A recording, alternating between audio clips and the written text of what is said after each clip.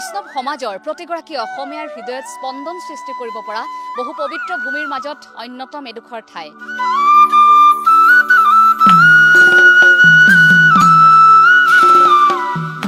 এফালে কাশীকটা, আনফালে ৰঙাজান। মহাপুৰুষ শ্ৰী শ্ৰী মাধৱদেৱৰ এয়া জন্মস্থান লেটেকু পুখুৰী।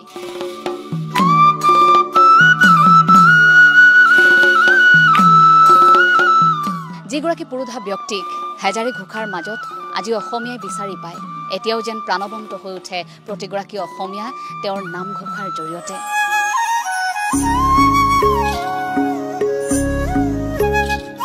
কেনেকৈ এই লেটেকু পুখুৰীতেই যে মহাপুৰুষ শ্ৰী শ্ৰী মাধৱদেৱৰ জন্মভূমি নিশ্চিত হৈছিল, সেই কথাখিনিও আজি আপোনালোকক জনাম।